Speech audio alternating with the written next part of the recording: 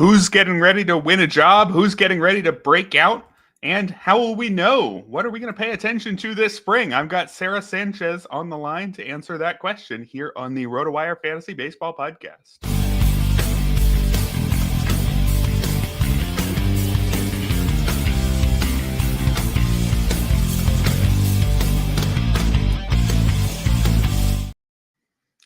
Happy Thursday, everybody, and welcome to the RotoWire Fantasy Baseball Podcast brought to you by Fantrax. We've got spring training is getting underway. Pitchers and catchers have reported. It's a very exciting time of year. And here to talk all about it, my guest today, Sara Sanchez of Baseball HQ and the Fantasy Feud podcast. Sara, it's not really looking like spring training weather out there in Chicago right now, is it? It's not looking like spring training weather in Chicago, but it's looking like spring training weather in Phoenix. And I am loving all of the stuff that we're seeing coming out of Cubs camp. Between you and me, a week from today, I will be watching Cubs-Dodgers baseball, and I am thrilled. It's good stuff. Yes, definitely the first few days of spring training, I get very excited to watch spring training games. And then I have to admit, I don't watch too many of the games after that. The novelty wears off. I pivot back to finding old games from last year with exciting young pitchers who I want to see or something like that. As you well know, not everything from spring training matters, but we'll get into that in a minute. Yeah, I just kind of put MLB Network on in the background and let it go. And just exactly. I tune in when I can. And I'm like, oh, who's this guy who also wears the fifth guy wearing 72 for the Yankees or whatever. But, it's still fun to have baseball on as the background music. That's true. Nothing better than background baseball, and spring training baseball certainly fits the bill there. Our main topic for today, we're going to take a look at 5 or 6 teams who've got multiple interesting storylines going on. We're going to try to figure out what direction some of these players might be going on draft boards this spring, like, say, Matt Shaw of the Cubs. What should we be paying attention to with him?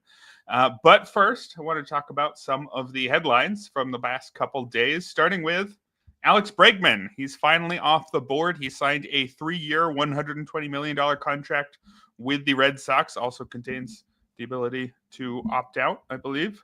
A big contract, $40 million a year. I mean, that's not quite as good as Alex Bregman is, I don't think. He's going to be one of the highest paid players in baseball. He's not going to be one of the first fantasy picks, but this move is a good one, right? Alex Bregman, he loved pulling balls down the left field line in Houston. Got to imagine we're pretty excited to see him hitting in front of the Green Monster. Yeah, a couple things about this one. So one, our pal, Saris was saying that he just can't imagine Bregman ever opts out of this deal. And I tend to agree, like $40 million a year doesn't seem like Bregman's going to have the type of season that's going to get him a 6-year, 40, you know what I mean? I just really think he's going to be a Red Sox, but it's exactly what you said, pulling balls to left field. He can just pepper the monster all day. So you're probably looking at a decline in home runs for Bregman, but you're looking at a real good batting average, and you're probably going to see a lot of extra base hits. Also, as an aside, kind of a Cubs girl in some of my work, and the Cubs were apparently second here with 4 years, 120, so $30 million a year, but an extra year. And I'm honestly, that's just shocking to me. I'm like, the ballpark difference between Wrigley Field and that well that goes out like 355 feet, we saw what that did to Isaac Paredes. So great landing spot for Bregman. Very glad that the Cubs dodged whatever they thought they were doing there. I think this is great news for fantasy players. Yeah, now the Cubs are just going to go out and trade for Nolan Arenado somehow, get another one of those third basemen who pulls balls right down the line.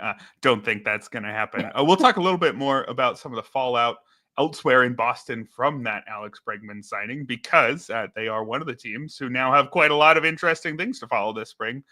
Where will all the other pieces fall into place? But I just wanted to stick on Bregman for one more question here. I'm looking at his NFBC ADP over the last 36 drafts. That's all drafts in February. He is the 12th third baseman, going about 10 picks after Matt Chapman, about 7 picks ahead of Luis Rengifo. Do you think he should move up based on this? Would you go Alex Bregman over Matt Chapman or no? I would go Alex Bregman over Matt Chapman. I like Matt Chapman. He hits the ball really hard, and he was excellent last year, but I think Bregman in Fenway is better than Matt Chapman. Would you take Bregman over Royce Lewis or Jake Berger, who are both going about 25 picks ahead of him? So I really like Jake Berger's new park as well. Like, I think he's going to be excellent in that Rangers lineup. So probably not over Berger. Royce Lewis is hard for me because Lewis is one of those guys who, if he ever puts it together and is not injured, I like him better than Bregman.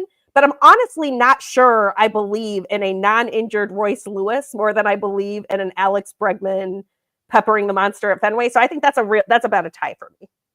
All right, fair enough. I don't think I'd be moving him further than that. We got Mark Vientos at pick 89, and then Junior Caminero up at pick 79, who we'll be talking about soon. So I think there's not too many spots Bregman should climb, but I wouldn't be surprised if he climbs a little bit after what was a very good landing spot there.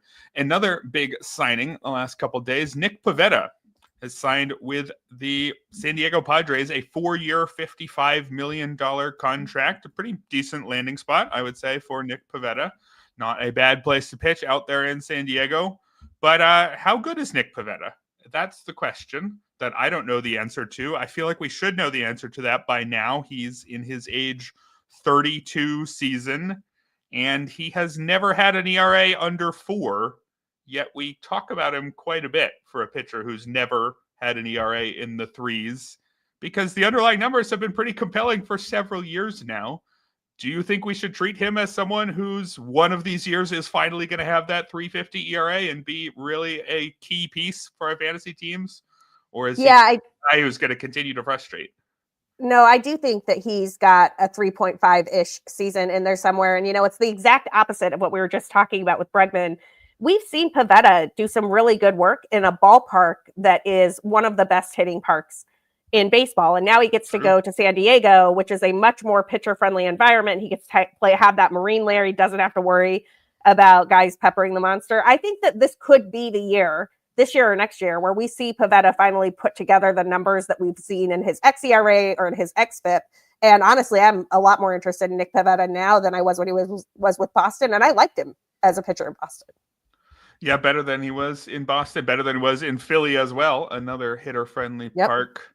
If you look at his underlying numbers, some of the ERA estimators, like say his Sierra, the last 2 years has been in the 330s. So there are some suggestions that has been a better pitcher, even if the ERAs haven't fully shown it yet. He had a career best 6.1% walk rate last year, had typically been about 8.5 or above before that. So still some reason to believe. He's 32, so he's not at that stage of his career where we expect him to fall off a cliff. But, I wouldn't draft him anywhere where I couldn't afford a disappointment, because he's given us a few of those, unfortunately. We've got a trio of closer updates that I wanted to get to before we head over to the Chicago Cubs and their spring training storylines. First up, Ryan Walker, officially named closer by manager Bob Melvin of the Giants. So just how good of a closer is Ryan Walker? How early should we be taking him? Among other proven closers, I would assume, no? I mean, yeah, I think he goes into that top tier, maybe at the back end of that, like top tier of closers. I'm probably not going to take him before a guy who we're going to talk about in a second, like a Felix Bautista coming back from injury or something like that. But right in that solid tier of guys who has a job, we know he's a closer. And frankly, he did a great job closing last year. He was one of the highest auction value players in that closing relief role. And those numbers are a little weird because he has some extra innings that got him a little bit of extra value there. But I thought Ryan Walker was incredibly solid. If you picked him up off the waiver wire last year, you were extremely happy, and he's undervalued as a closer right now. I think his draft is going up. Yeah, he definitely posted closer numbers last season, just looking at the relievers who are ranked or have been going ahead of him in February NFBC drafts. Looks like Yohan Duran and Andres Munoz are the two right before him, and then you get to Felix Bautista. So if you're someone who really wants a locked-in closer and not just the guy who gets most of the saves like Munoz and Duran, I think it could be interesting to take Walker ahead of them. And I guess Camilo Doval, he's somebody who I had looked at very late in a Draft Champions League, where you got to figure out who might be getting the saves in the second half. You got to figure that out in January. I had looked at him as someone who, hey, it was a bad year last year, but it was 2 good years before that. So what if it was just a 1-year blip? I guess at this point, you got to write him off for anything but those 50-round draft and holds. Well, yes, with the caveat of injuries happen all of the time. It is, after all, pitchers and catchers report week, which I also call injury week in fantasy baseball parlance. And so you can envision a path back to Says for Duvall, but yeah, he definitely falls into one of your last picks, draft and hold territory. I will say the other thing with Duvall that is interesting to me is I wonder if San Francisco would consider trading him. He is still so young. He has such good underlying skills. That strikes me as the type of guy who could close for another team if the Giants were to trade him. That's a good shout. So maybe my one December Doval share isn't completely dead. Other closer news here. We've got Trevor McGill of the Brewers is dealing with an undisclosed injury, but he seems fine according to his manager. So he's fine, right? We should just draft him as if he's healthy, or what do we have to do here? You know, I took over the NL Central Playing Time Tomorrow column at Baseball HQ recently, and I looked at the Brewers closing situation because I just don't believe Trevor McGill is the closer at this moment in time. I think that that's a job that's open for the taking. I know he has it by sort of virtue of he was the last guy there, but I'm not sure he's the guy that's going to stay there. They have a couple of other interesting options. Yoel Hyams is still on the roster, did some high leverage and closing work for them last year. I think that's a guy you could look at. Abner Uribe had some control issues, got sent back down to the minors, but that's still a live arm, and he's always been on that path towards high leverage relief for the Brewers. He actually got the first crack at closing last season before McGill wound up with the job. And if you want to do a real deep dive, Nick Mears, who they traded for from Colorado last season, didn't have numbers that like would blow you away in Colorado. But when he got to the Brewers, he wound up putting up the second best K- walk ratio on the team. And I don't have it memorized off the top of my head, but I want to say it was in like the 28 to 31% range by the time he got to the Brewers. That is elite. Admittedly, it's a tiny sample size because it's just a relief guy in the second half after he gets traded. But going from Colorado to Milwaukee is not something to sneeze at, and I would not be surprised to see Mears move up in high leverage too. Yeah, it was 18 strikeouts against 3 walks in 12 and a third innings after that move to the Milwaukee Brewers. So not a lot of innings, as you said, but potentially closer numbers there. The Brewers seem like one of those organizations who's happy to deal with problems through volume, and so that might be something they're forced into if McGill's injury turns out to be real. If there's not a clear next man up, though, like you said, might be a situation where you're taking shots at a couple different guys very late or just leaving it alone. One final bit of closer news. Felix Bautista, GM Mike Elias said that Bautista has a very good chance of being part of the Orioles opening day roster. Now, that's not the only question with Felix Bautista, who is working his way back from Tommy John surgery. He underwent that procedure in October of 2023. So I think it's not a rush at all to say that he'd be back by the opening day roster. The question is also, is he going to be all the way back and used as if he's all the way back? Is he going to get all the save chances right away, or is he going to be eased back in while some of the decent enough late inning alternatives in Baltimore, like Yanier Canoes or Anthony Dominguez, Gregory Soto, Andrew Kittredge, there's a ton of pitchers there who could get a few saves and wouldn't look out of place. Are you drafting Felix Bautista as if he's just going to be the guy now that we have this news, or are you still a little bit worried? So to be clear, Shelly and I talk about this on Fantasy Feed all the time. Both of us have sucked at closers like the last 2 seasons. We have been very bad at identifying those closers. The couple of drafts last year, including Glarf, the league we play in together, where I tried to go big on closers early last year, I think I took like 4th round or 5th round Devin Williams or something like that. Anyway, that did not work out very well for me. Like I flagged this mainly because I like Felix Bautista. I like the situation. I think he'll come back and be okay. And I also feel like I owe all of your listeners a caveat of I have absolutely botched the closer situation the last 2 years running. So I'm not sure I'm the best person to tell you to draft Felix Bautista. Yeah, fair enough. So far, I think I've been avoiding him. Let someone else take that chance. If I'm going to take an early closer, I better be quite sure that he's going to be fine. And, if that price drops, then he's no longer an early closer. But if the price rises again, then I don't know. So this might be a situation where it becomes tougher for me to take him as other people get more confident. I agree with that. And I will also say, I hope I have my closer one before we get to Felix Bautista, based on where you put him relative to Ryan Walker, Johan Duran, Andres Munoz before. I'm like, I better have somebody before I get to Bautista. Yeah, fair enough. Yeah, I think we could see plenty more movement probably with Felix Bautista. It's first time he gets back into a game and we get all the highlights and all the velocity readings and that sort of thing. He's going to move up unless, we get news saying there's been a minor setback. I think he's one of the players who could move all over the place in the next 6 weeks, as are the rest of the players we're going to talk about for the rest of today's show. We'll get through 5 or 6 teams who have a lot going on this spring in terms of, say, position battles, position changes, even young stars breaking out. And we are going to ask the question, just what exactly should we be paying attention to this spring? What actually legitimately should move the needle for these guys? And the first team we're going to talk about, because we've got Sara on the line here, is your Chicago Cubs.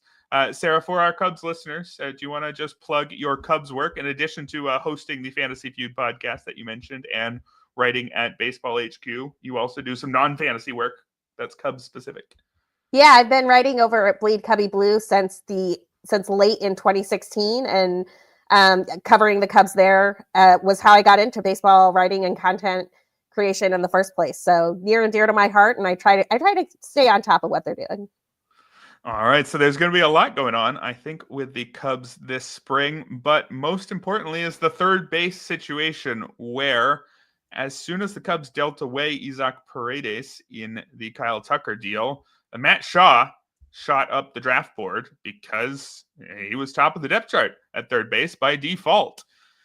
And it seems like the Cubs have maybe tried to bring someone in, though. Is that fair? We talked earlier about how they were linked to Alex Bregman. I've even seen Justin Turner's name thrown out there. I don't know if that was with any seriousness, but can we draft Matt Shaw as if he's going to be an everyday player, the Cubs starting third baseman on opening day? Yeah, this is a little bit befuddling. So at Cubs convention, the Cubs leadership and front office types, the coaches, were all pretty clear that this is Matt Shaw's going to get a lot of run to take this job in spring training. But they would not go out on a limb and just anoint him the opening day third baseman. They're going to make him fight for it.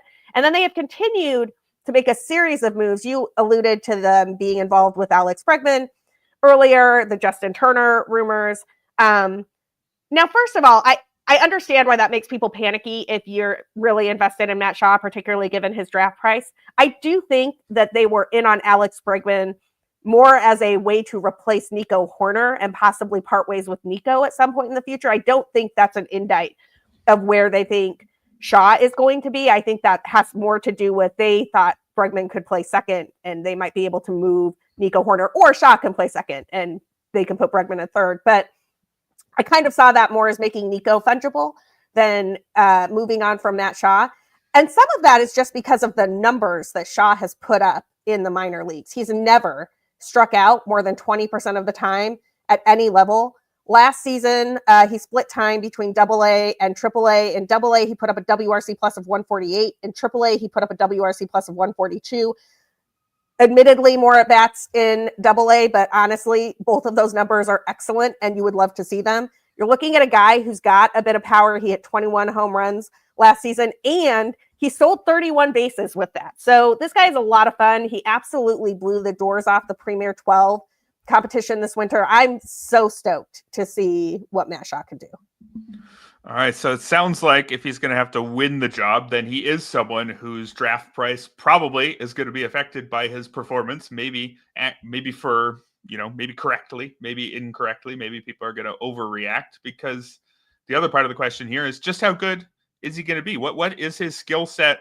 What's it going to look like as a rookie? Is he somebody that you could see being a fantasy star pretty quickly, or is he somebody who just is, remarkably mature for a young player, is going to put the ball in play a lot and be totally fine and not screw you up? If his price starts to soar, is that a sign that, all right, well, he's not actually going to be able to back that up? He's just a guy. Good for him. He made the team, but no reason to chase the price as it continues to soar.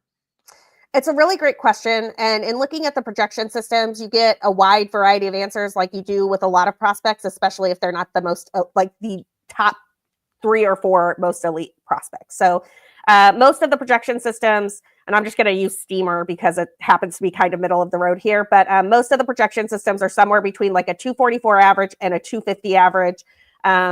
looking at about a 320 on base percentage, a little bit of power, 410 slugging, and then somewhere between 13 and 17 home runs, 14 and 19 stolen bases. I actually think that the stolen base number is low. Craig Counsell talked about the Cubs running more at Cubs convention last year, and the guy who was in charge of the Cubs running game before was Mike Napoli. So he's gone. He's not in the organization anymore. So I think you might expect all of the Cubs to run a little bit more in 2024. But I also think that average projection for Matt Shaw is a little bit unkind, because it's basically predicting that he's going to drop like 30 points of batting average off everything we've seen him do in the minors. And I know that coming to Major League Baseball is much harder than hitting in AAA and hitting in AA, but I don't think he's ever demonstrated himself as a 240, 250 hitter. I think he's always been a pretty high average bat. And so I think that batting average regression is being a little unkind to him. He's absolutely a guy who could exceed expectations. And it is worth noting that the one thing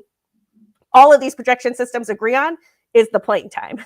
I'll show him having 400 to 580 plate appearances. That is a full-time player. So I'm really excited to see what Matt Shaw can do. I'm not nervous about drafting him. I am a little bit annoyed that Jed Hoyer keeps picking up John Birdie and Vidal Brujan and, this, like, I called it rearranging utility men on the Titanic the other day. I'm not sure why he needs 5 guys to back up Matt Shaw, but I appreciate the caution.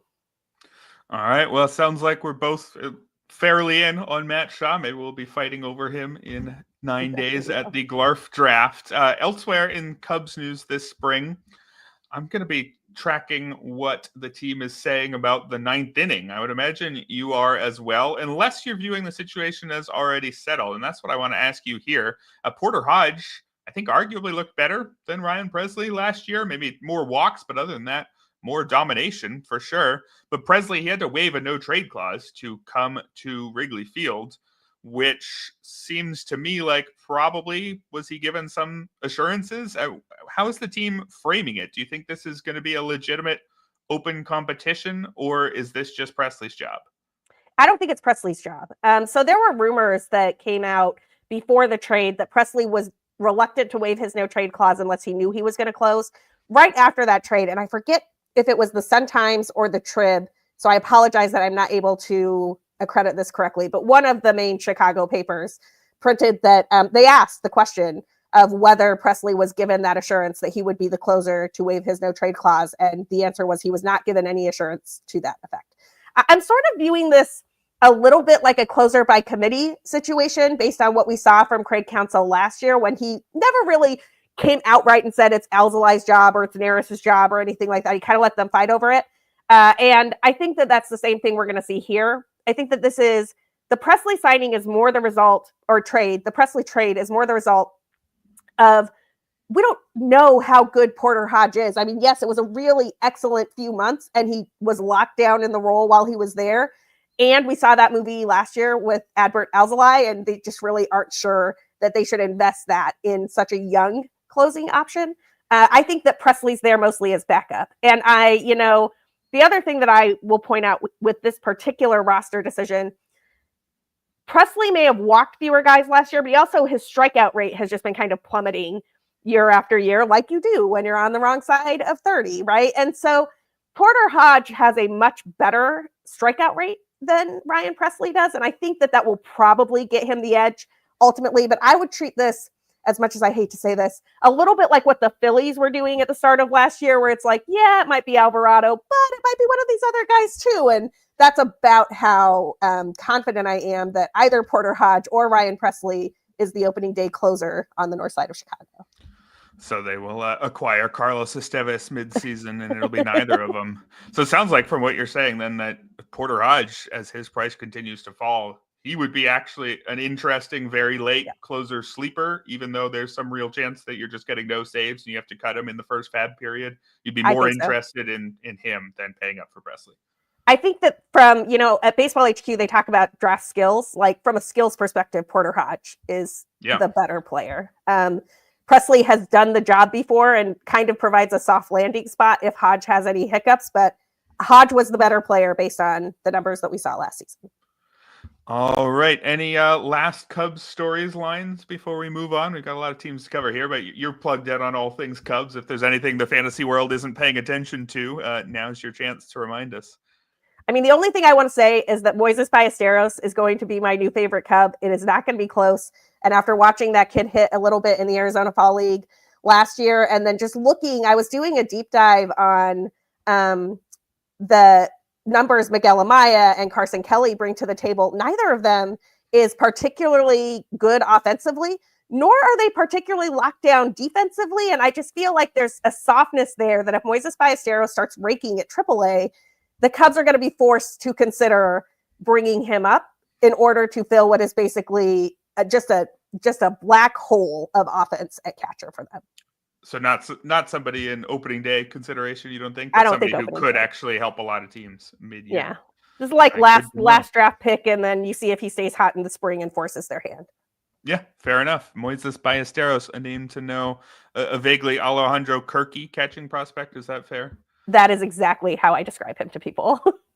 All right. Let's move on to our next team here. Although we'll stick with something very Cubs adjacent. We're going to move to the Tampa Bay Rays. And there's a player who you and I will probably be following. I don't know how much the rest of the world, other than his family, is following him.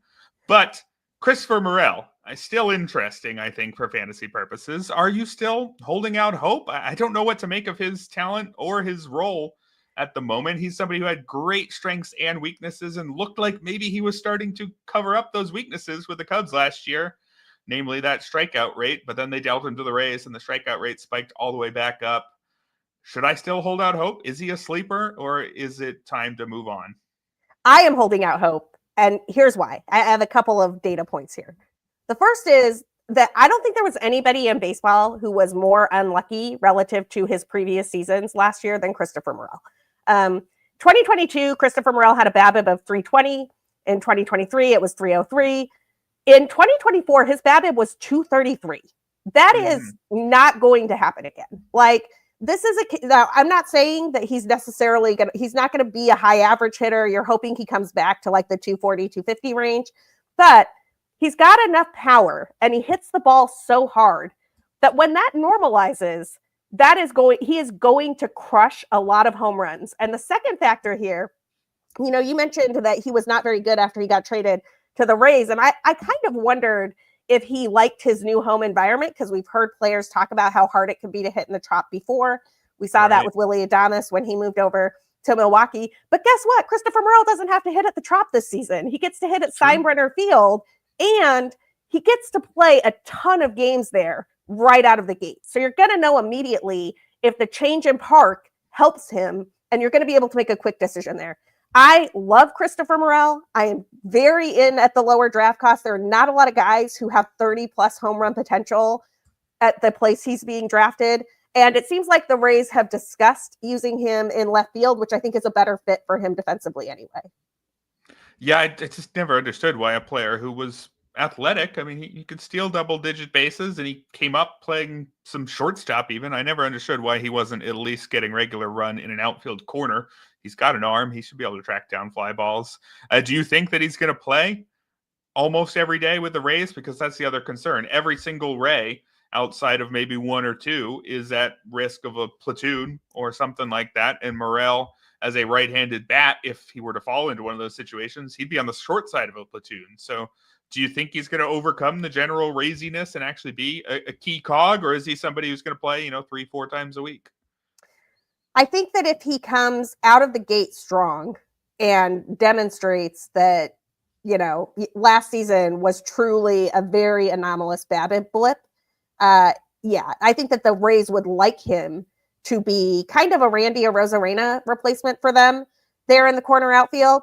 I think he can lose that option really fast. I think that if he struggles similarly to how he did last season, he could find himself on the short side of a platoon. But again, I think that's a thing you're going to know quickly, and he's going so late in drafts. He's absolutely worth the investment.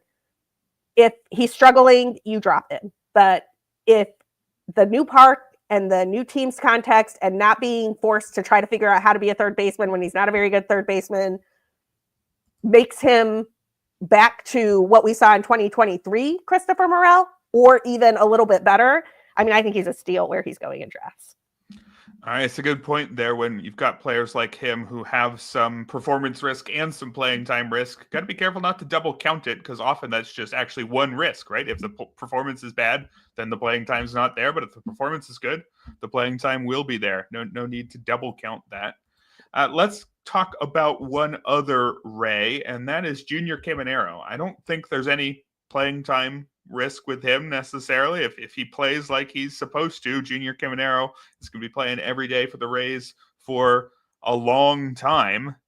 But my question here with him is he is a very young, extremely talented player, but not one who is quite going very early in drafts yet because he didn't do that much in 43 games last year, hit 248, a 724 OPS, hasn't actually shown stardom yet, but he had an incredible performance in the Dominican Winter League, had an OPS over 1,000, had the game-winning homer in the finals, and an incredibly long celebration of that homer. That was a lot of fun to watch. But if Junior Caminero has a highlight-filled spring training, he's the type of player who's going to go 2 or 3 rounds higher in late March than he is in January and February, right? And are we going to push him up our rankings along with that? Do you think that would be advisable? Is this somebody who could show just in spring training, no, I have already arrived, you should take me very early?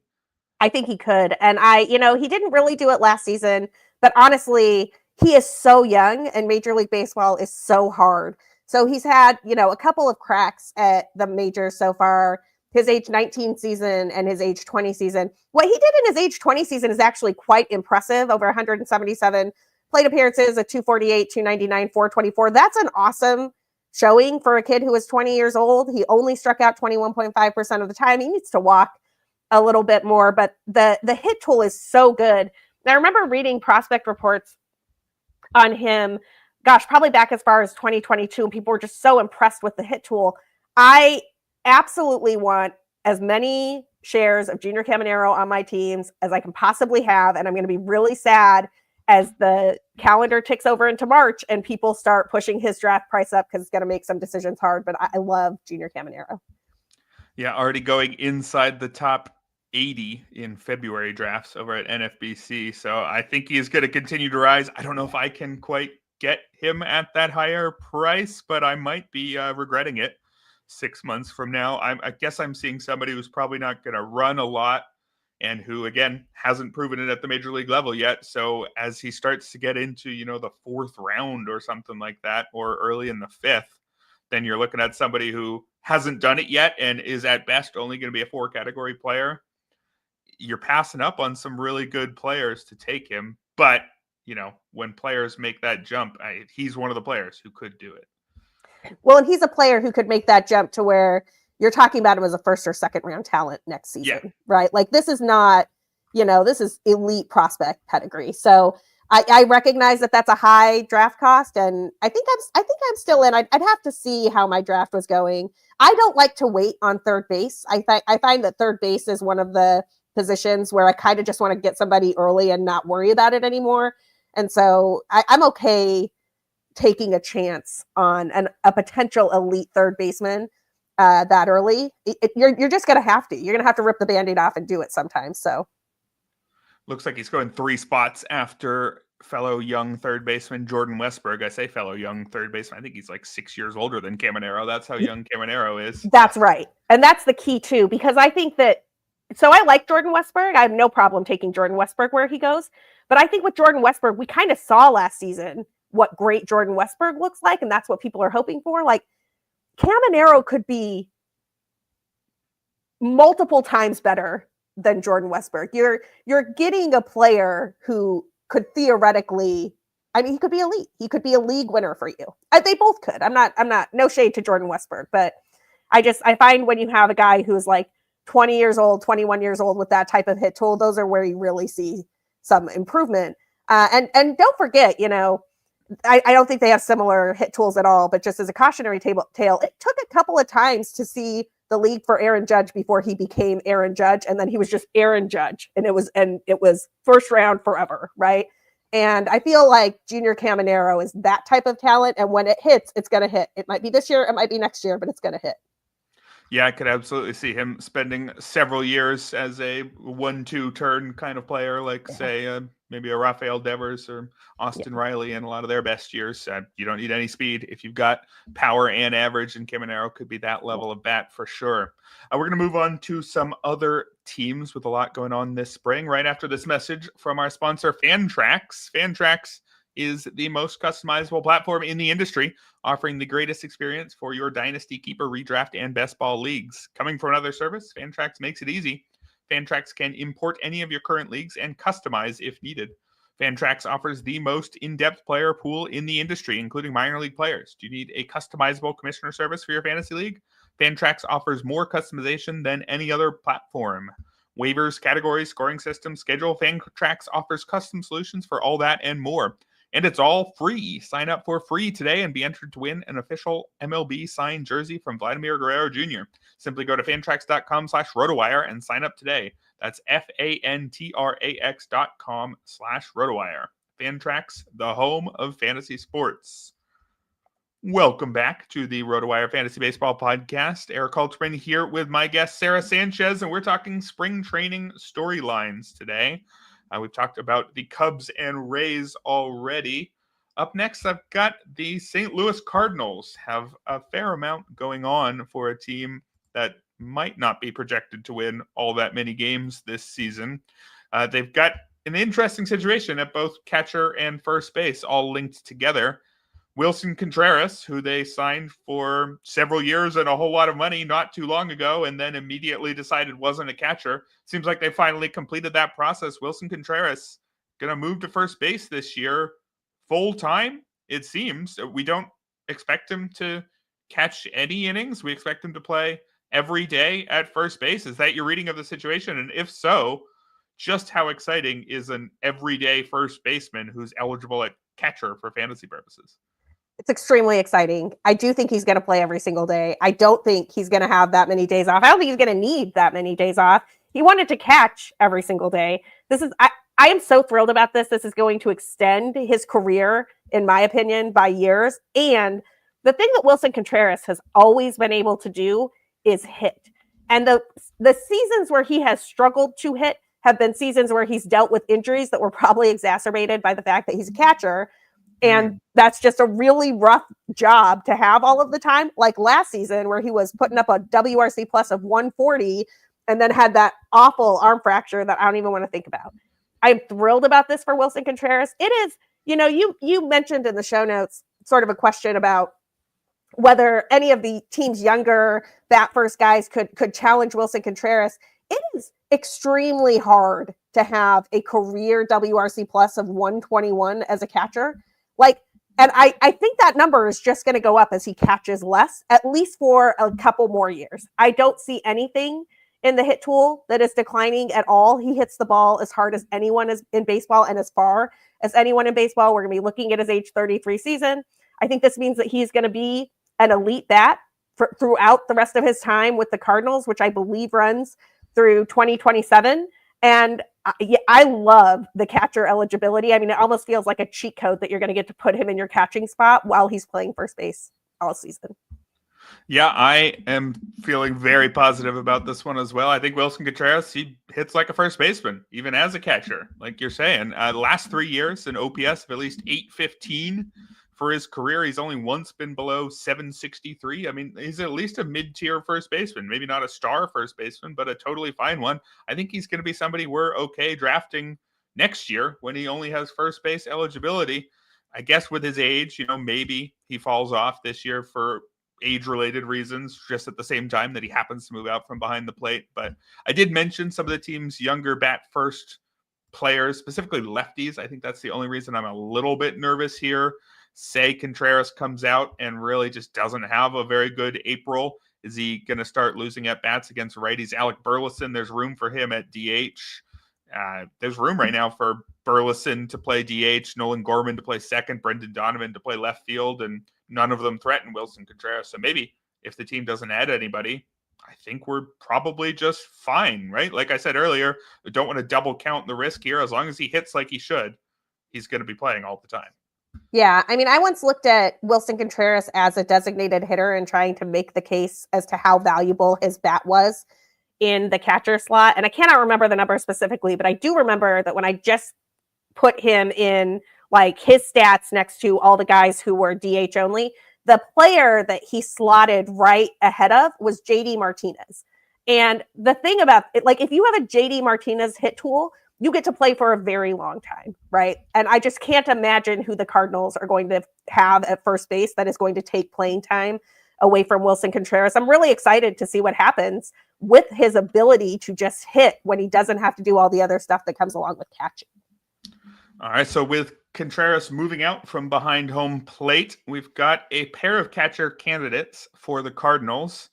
Is it going to be Ivan Herrera, who posted quite good numbers at the plate last year, an 800 OPS in 72 games, 5 homers is not a lot, also 5 steals, though, interestingly enough. Is it going to be Herrera as a true starting catcher, or is he in some sort of 50-50 split, or even worse, with Pedro Pages, who was actually getting plenty of playing time when the two of them were the two catchers last year? Can we draft Herrera like he's a starting catcher? I think Herrera gets 60% of the playing time right now. And I'm basing that off of, one, his hit tool is so much better than Pages, or has been at least so far in baseball. And two, their defense, at least from the stats that we can see on a site like StatCast, is really just there's not that big of a gap between them. Neither of them is a particularly great defensive catcher, but if you wanted a pure playing time split, like 50-50, you would think that Pages would have to be much closer to where Herrera is with his hit tool. I just don't think he is. I mean, last season, as you mentioned, they both had a little over 200 plate appearances. Herrera put up a WRC plus of 127. Pages put up a WRC plus of 83. That is a massive gap between the two. So, yeah, Herrera has got a lot of Wilson Contreras in him, I would say, as a legitimately good hitter who's a below average defender behind the plate, but the whole package adds up to quite a good catcher as long as you're willing to actually play him, I think. Were you in the Gladiator that I did at First Pitch Arizona? I don't remember if we were. Did you end up taking Herrera in that one? Well, so this is the Gladiator that like Sporer was in, and like, oh my goodness gracious. I was Rob not in this DiPietro one. Was in. Well, I was in one where they thought Justin Mason was late to the draft, and they went into his hotel room where he was sleeping, and it turned out to be somebody else with the last name Mason. So I got sniped on Wilson Contreras because I did not anticipate how high everybody was going to be on Wilson Contreras with the first base news.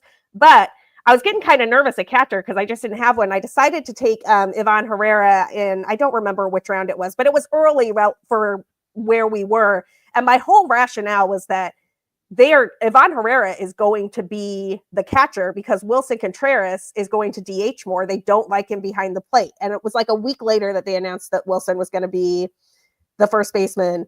And I just remember being very happy with that playing out the way I wanted it to. But also I was so nervous when I took Herrera where I did, because everybody looked at me like I had horns. They're like, why are you bumping up the backup catcher this far? And I was, one, desperate for a catcher, and two, thinking that the Cardinals might do that. And here we are. So I still think it's Herrera. And I think he's going to take a lot of Pages' playing time.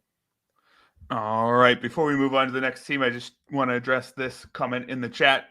Droopy Dog here is not buying Wilson Contreras. Who cares about catchers till maybe the last pick? I would say, okay, yes, in a one catcher league, right there with you. I would not take a catcher until the last pick most of the time.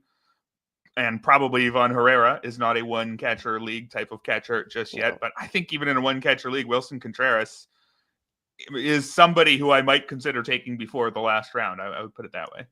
I mean, absolutely. Just based on the hitting numbers that we were just talking about, you're looking at a guy who's going to give you 20 to 25 home runs. That is excellent at any position, but it's particularly excellent at catcher. And you have to roster at least one, maybe two, as you were saying. But more than that, he, as you mentioned, his OPS, his WRC plus for the last 3 seasons has been 20 to 25%, and last season 40% above league average. So that is a player who definitely should be rostered. I will say, I thought catcher's sort of interesting. Like I do drafts sometimes where I'm really prioritizing catcher. I want to get an advantage there. And I do drafts other times where I wait till the last 2 picks and it's like, who's left? I'll just throw them in my catcher spot. I think both strategies are completely viable. But the ability to have a guy who is an elite hitter, like a William Contreras or a Wilson Contreras or an Adley Rutschman in your catcher spot when everybody else has guys who have a WRC plus of 80 it's a huge advantage. Yeah, it's like having an extra hitter on your team in many formats for sure. Let's move on to a team we talked about at the start of the show, the Boston Red Sox. As we know, just signed Alex Bregman, and that crowds a roster that was already pretty crowded. Masataka Yoshida, I believe, is currently not projected for a starting spot. Oh, I checked that. We've updated the depth chart slightly with the news that maybe Alex Bregman's going to be playing second. It seems like people aren't necessarily believing that, but that's what the Red Sox are saying. If that does happen, then I guess Yoshida can still play DH. But if Bregman's playing third, then it's probably Rafael Devers at DH, or maybe it's Rafael Devers at first and there's a Tristan Casas trade coming. But my point here is there's already enough players, maybe slightly more than enough, and the Red Sox have 2 of the best prospects in all of baseball. Christian Campbell, who's primarily a second baseman, can play some other spots, and Roman Anthony, the outfielder. These are the tier of prospect who you would expect, if they tear it up in spring, would have the chance to make the opening day roster in most situations.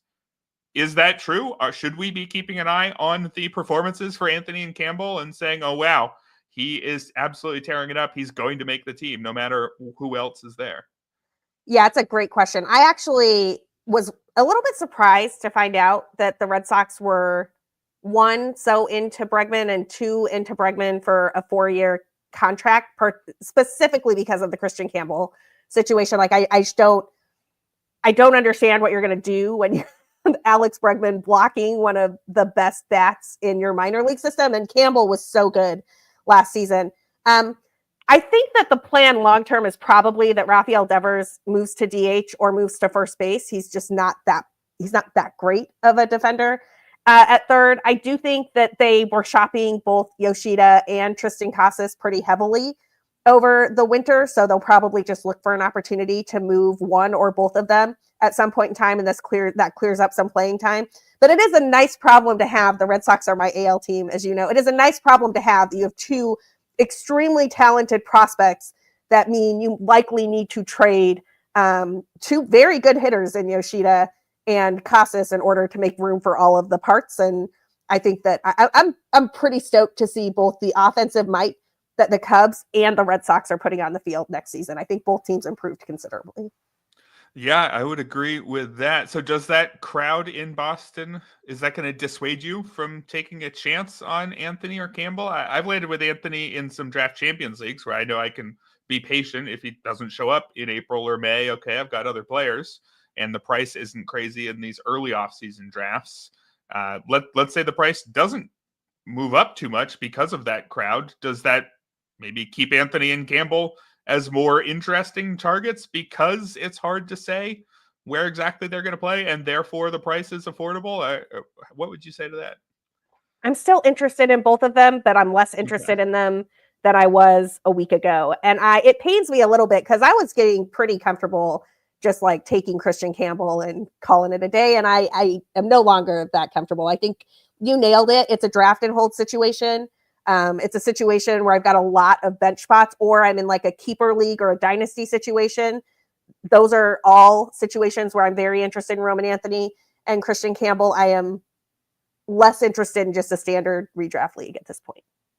All right, fair enough. But if you do manage to get them now and then one of those players does get traded, the price is going to rise, I'm sure. So if you do have interest, get in on them now. While we're talking about Boston, what do you think is going to happen in the 9th inning there? And do you think we're going to find out this spring? And we've got Liam Hendricks, Aroldis Chapman, some veterans with closing experience, Justin Slayton, Garrett Whitlock as well.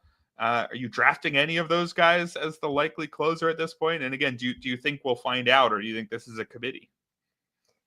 I don't want to have to draft any of these guys. I mean, I'm going to be really honest. I am not I want Liam Hendriks to come back and be Liam Hendriks. And I'm not sure that I can pull the trigger on making that decision for one of the teams that I'm going to manage this year. I really want it to happen, though.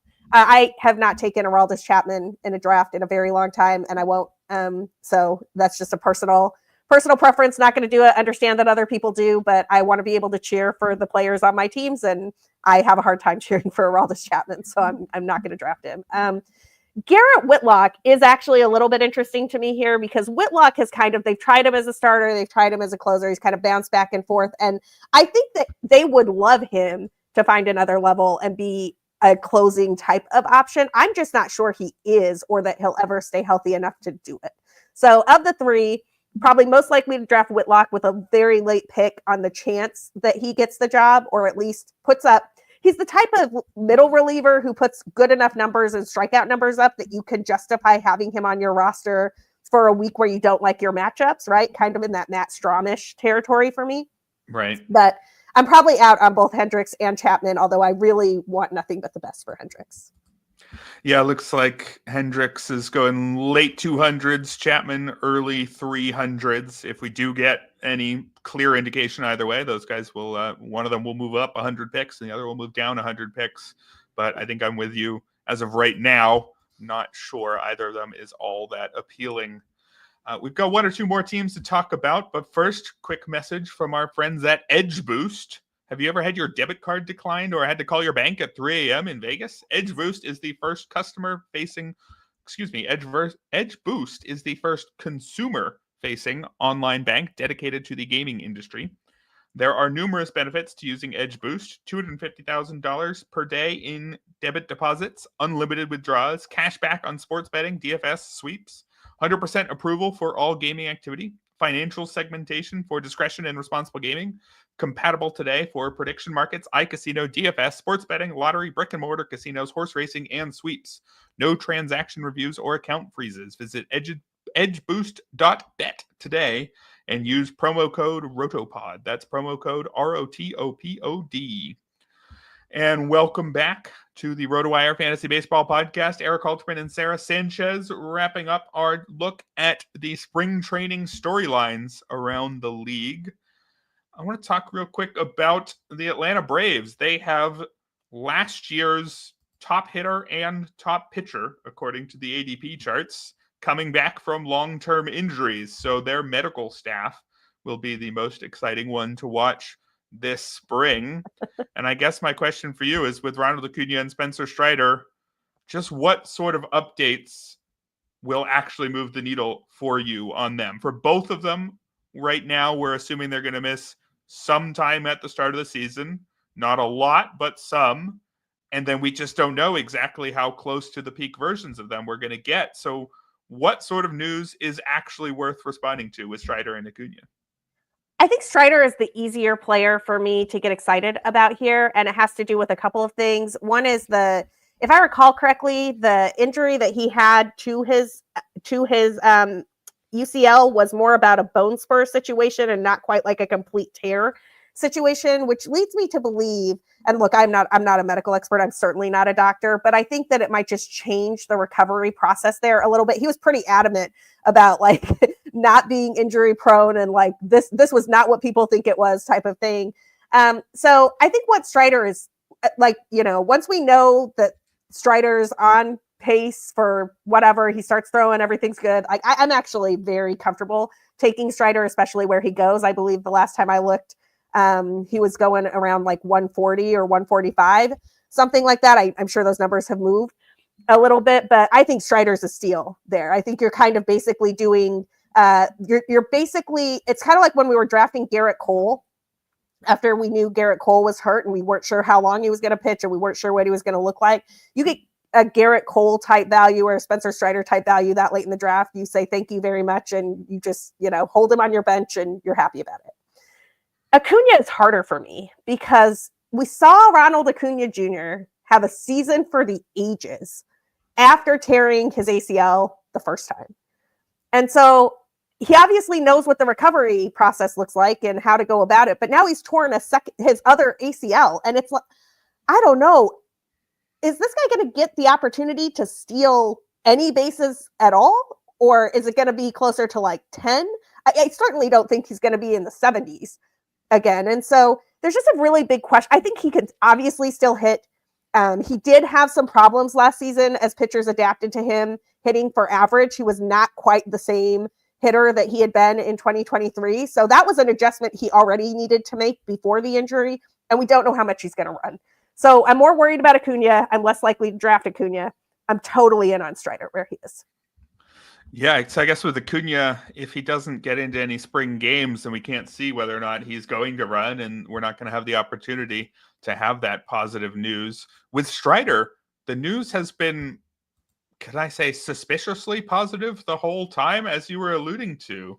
And I don't entirely know what to do with that. This is not his second Tommy John, because this is not technically Tommy John, but he's had Tommy John before, and he's having a second major elbow surgery still very early in his career.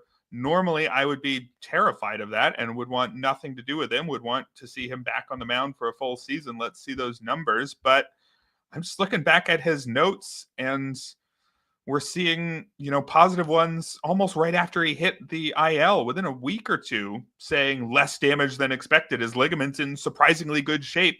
And if he makes it back in late April, which is what our most recent news says, that's only 1 year back from elbow surgery. In my view, this is all too good to be true, but am I being an idiot? And actually, it's good. The news is good because the news is good, and modern medical science is amazing, and we should draft Spencer Strider.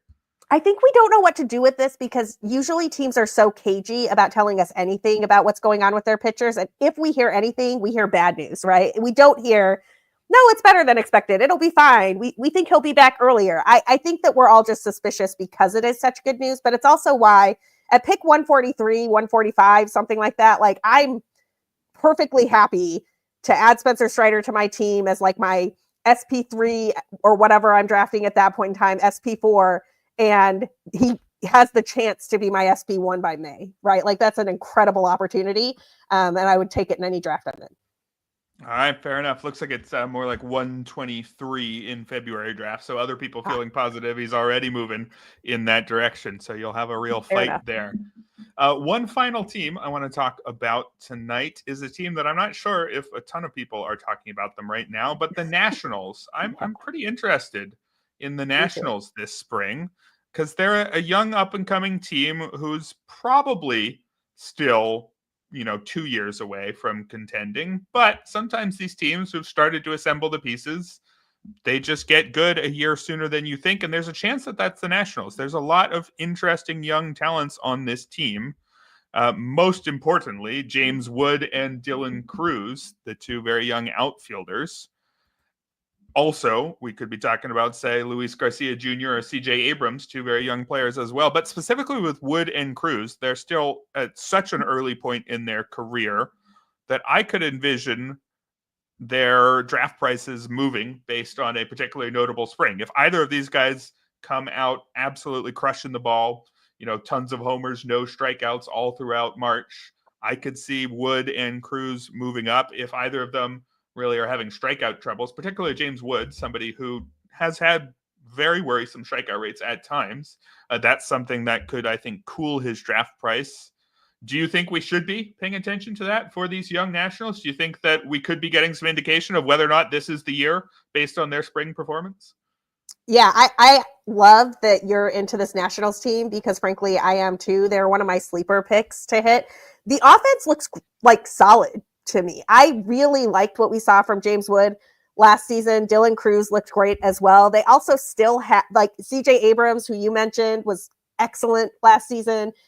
They went out and they got Nathaniel Lowe to fill their hole at first base. That is a high OBP power bat that can really hit well in that lineup. I think he'll be fine with the park change, right? I was a little bit curious to see them add Josh Bell back to the mix, but Josh Bell played his best baseball in DC. So like maybe just going back to a place where he knew he was really good helps him out a little bit. And then this is where the Nationals kind of fall apart for me. When you look at their starting pitching, it's like, yikes. But they have some interesting arms in the system who really, if they take a step forward and show up and play well, I don't know. You could squint and see the Nationals in a wild card position, right? And I'm talking specifically about that DJ Hertz last year, and the looks that he got with the team was better than people expected. He would be that changeup absolutely played at the major league level, and I like him as a late round guy who's probably going to get some starts. And I also think that Cade Cavalli, who they have babied Cade Cavalli's injury recovery more than anything I have ever seen. And I like that because to me, it means they believe. They believe that Cade Cavalli is going to have an impact on their team. They let him recover fully for most of 2 seasons, and he should finally be back and healthy. And I think that's a really interesting arm to keep an eye on. Yeah, it's a good shout. A lot of interesting enough arms at the back end of that rotation. If enough players take a step forward this year, I think that the Nationals will be playing meaningful baseball in September. I don't know about making the playoffs, but again, I think that they're going to take a meaningful step with good health and with some steps forward from these young guys. I am a little bit concerned about the closer position, though. This is the final storyline that I want to mention today. Last year, Kyle Finnegan had 38 of the team's 40 saves, a really remarkably high percentage. The team really did not make any efforts to spread the saves around whatsoever, which presumably with the same coaching staff in place tells me that whoever wins the closing job this year is probably, if anybody deserves it, they're going to keep a legitimate closing job and could have quite a few saves despite being pretty unremarkable as a pitcher. I mean, Kyle Finnegan didn't break out and suddenly become some dominant late inning arm. He's not getting interest from elsewhere. He was just good enough and he was the guy.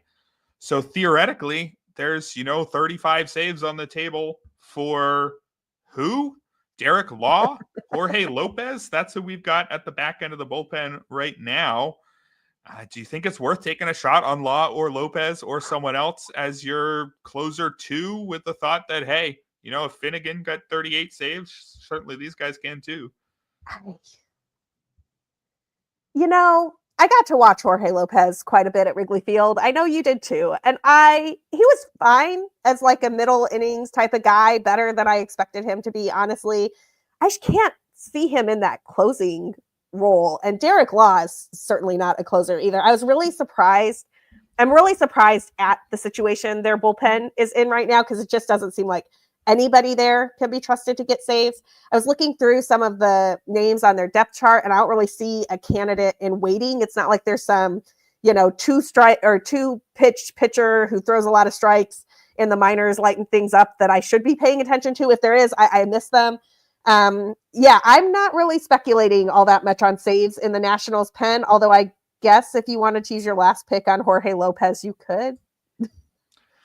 Yeah, really the only reason I would just be because of the way they used Kyle Finnegan last year. Yeah. You might be getting an actual 35 save closer and not just a committee lead. That would be the only reason. But yeah, I don't see him as a lockdown closer for sure. I wonder if what happens here is they just reunite with Finnegan.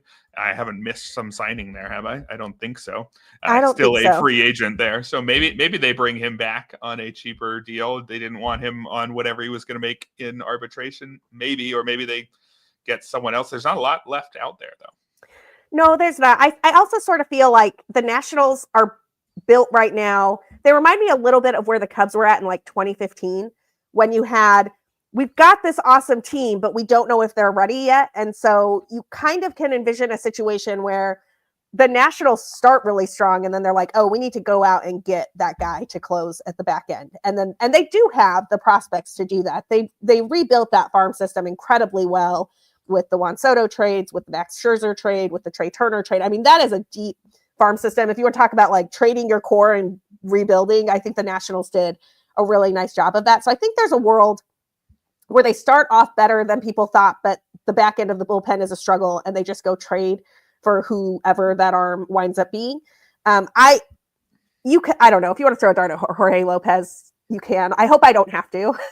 Right. Put it that way. Fair enough. Yeah, I hope by the time that I'm doing my NL-only drafts, there's some sort of clarity here and that I don't have to look in that direction. But just got to mention those names now because, again, Finnegan was used in such a unique, true closer way there that there might be something.